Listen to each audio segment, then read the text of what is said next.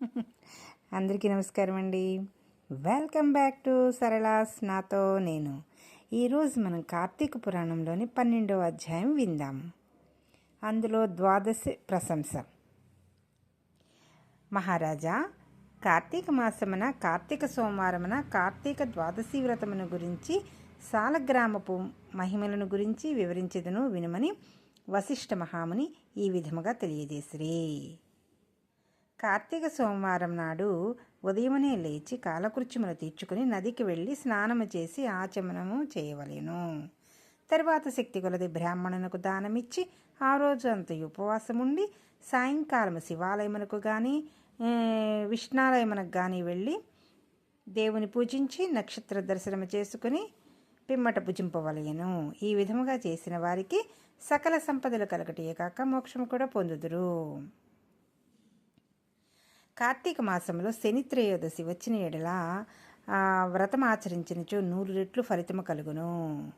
కార్తీక శుద్ధ ఏకాదశి రోజున పూర్ణోపవాసం ఉండి ఆ రాత్రి విష్ణుని ఆలయమునకు వెళ్ళి శ్రీహరిని మనసారా ధ్యానించి శ్రీహరి సన్నిధిని పురాణ కాలక్షేపము చేసి మరునాడు బ్రాహ్మణ సమారాధన చేసిన 1,000,000 యజ్ఞముల ఫలితము కలుగును.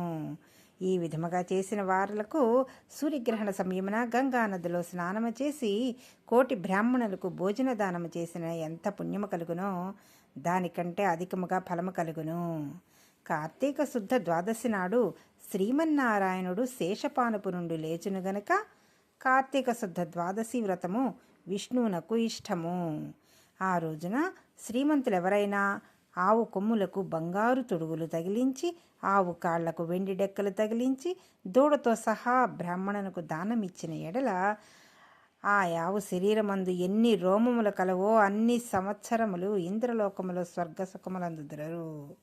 కార్తీక శుద్ధ పాడ్యమి రోజున కార్తీక పౌర్ణమి రోజున కంచు పాత్రలో ఆవు నెయ్యి పోసి దీపముంచిన వారు పూర్వజన్మమందు చేసిన సకల పాపములు హరించును.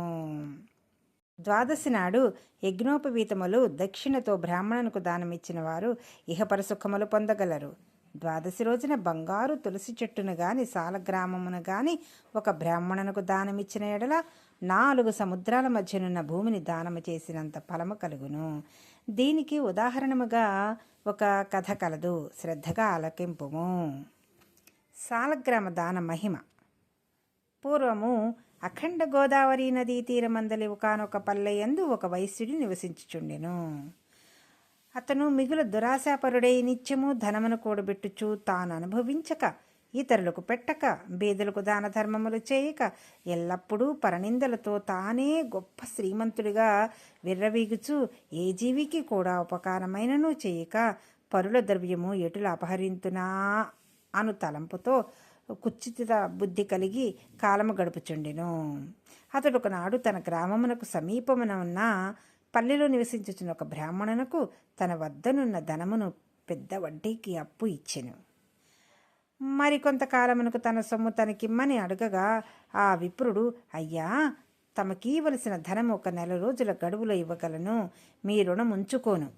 ఈ జన్మలో తీర్చని ఎడల మరు జన్మమున మీ ఇంట ఏ జంతువుగానో పుట్టైనా మీ రుణము తీర్చుకోగలను అని సవినయముగా వేడుకొనెను.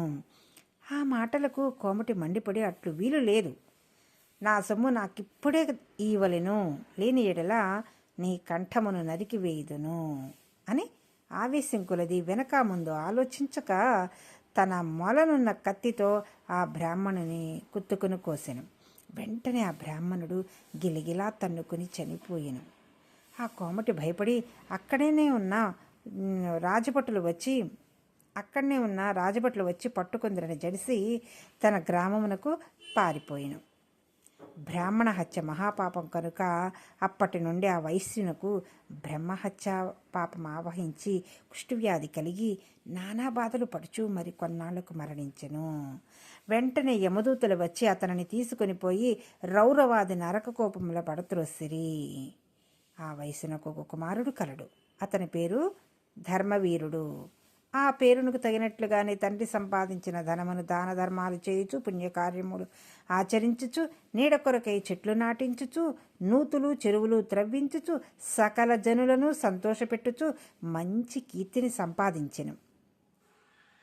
ఇటులుండగా కొంతకాలమునకు త్రిలోక సంచారియగు నారదులు వారి యమలోకము దర్శించి భూలోకమునకు వచ్చి త్రోవలో ధర్మవీరుని ఇంటికి వేయించేసిరి.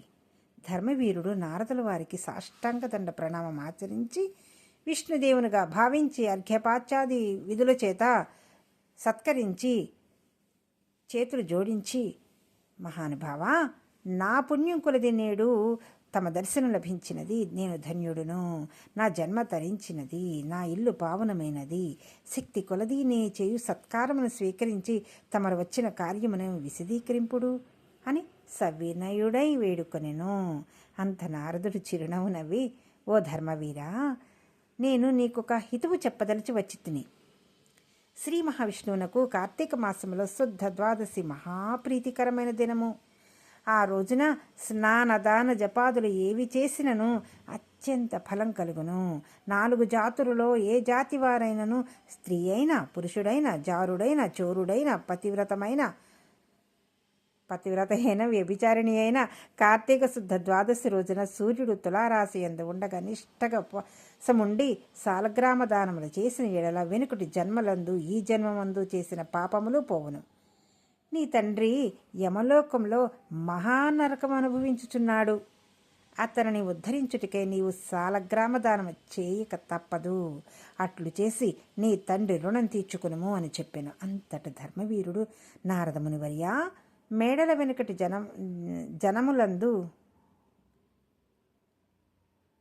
వెనకటి జన్మములందు ఈ జన్మమందు చేసిన పాపములు పోవును. నీ తండ్రి యమలోకంలో మహా నరకము అనుభవించుచున్నాడు. అది విని ఉద్ధరించుటకే నీవు సాలగ్రామ దానము చేయక తప్పదు. అట్లు చేసినా నీ తండ్రి రుణం తీర్చుకునమని చెప్పాను. అంతటి ధర్మవీరుడు, నారద మునివర్య, నేను గోదానము, భూదానము, హిరణ్యదానము మొదలగు మహాదానములు చేసి ఉంటిని. అటువంటి దానములు చేయగా నా తండ్రికి మోక్షము కలుగునప్పుడు ఈ సాలగ్రామం అనే జాతిని దానము చేసినంత మాత్రమున ఆయన ఎట్లు ఉద్ధరింపబడునా అని సంశయం కలుగుచున్నది. దీనివలన ఆకలిగొన్నవాని ఆకలి తీరునా, దాహం కొన్నవానికి దాహం తీరునా కాక ఎందులకి దానము చేయవలయును? నేను ఈ సాలగ్రామ దానము మాత్రము చేయజాలనని నిష్కర్షగా పలికిన. ధర్మవీరుని అవివేకమునకు విచారించి, వైశ్యుడా, సాలగ్రామమును శిలామాత్రముగా ఆలోచించితివి. అది శిల కాదు, శ్రీహరి యొక్క రూపము. అన్ని దానముల కంటే సాలగ్రామ దానము చేసినచో కలుగు ఫలమే గొప్పది. నీ తండ్రిని నరకబాధ నుండి విముక్తిని గావింపనించితివేని ఈ దానము తప్ప మరొక మార్గం లేదు అని చెప్పి నారదుడు వెడలిపోయెను. ధర్మవీరుడు ధనబలము గలవాడయుండియు దాన సామర్థ్యము కలిగియుండియు కూడా సాలగ్రామ దానము చేయలేదు. కొంతకాలమునకు అతడు చనిపోయెను. నారదుడు చెప్పిన హితబోధను పిడిచివిని పెట్టుట చేత మరణానంతరం 7 జన్మముల యందు పులియై పుట్టి, మరి 3 జన్మలందు వానరమై పుట్టి, 5 జన్మలు ఎద్దుగా పుట్టి, 10 జన్మలు మానవ స్త్రీగా పుట్టి, 10 జన్మలు పందిగా జన్మించి ఉండెను. అట్లు జరిగిన తర్వాత 11వ జన్మలో ఒక పేద బ్రాహ్మణుని ఇంట స్త్రీగా పుట్టగా ఆమెకు యవ్వన కాలం రాగా ఆ పేద బ్రాహ్మణుడు ఒక విద్వాంసునికిచ్చి పెండ్లి చేసెను. పెండ్లైన కొంతకాలమునకు ఆమె భర్త చనిపోయెను. చిన్నతనమందే ఆమెకు అష్టకష్టములు సంభవించినందులకు తల్లిదండ్రులు, బంధుమిత్రులు చాలా దుఃఖించిరి. తండ్రి ఆమెకు ఈ విపత్తు ఎందువలన కలిగినాయని దివ్యదృష్టితో గ్రహించి వెంటనే ఆమె చేత సాలగ్రామ దానము చేయించి, నాకు బాలవైధవ్యమునకు కారణమైన పూర్వజన్మ పాపము నశించుగాక అని చెప్పించి సాలగ్రామ దాన ఫలమును ధారవోయిచెను. ఆ రోజు కార్తీక సోమవారం మగుట వలన ఆ సాలగ్రామ దాన ఫలముతో ఆమె భర్త జీవించెను. పిదప నూతన దంపతులు చిరకాలమునకు సకల సౌఖ్యములతో జీవించి జన్మాంతరమున స్వర్గమున కలిగిరి.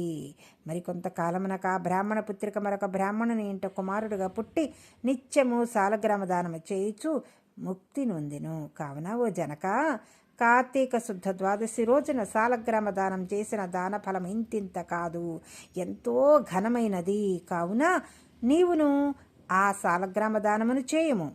ఇట్లు స్కాంద పురాణాంతర్గత వశిష్ట ప్రోక్త కార్తీక మహత్యమందలి 12వ సమాప్తం. శ్రీమన్నారాయణ శ్రీమన్నారాయణ. ఓం నమః శివాయ. ఓం నమః శివాయ.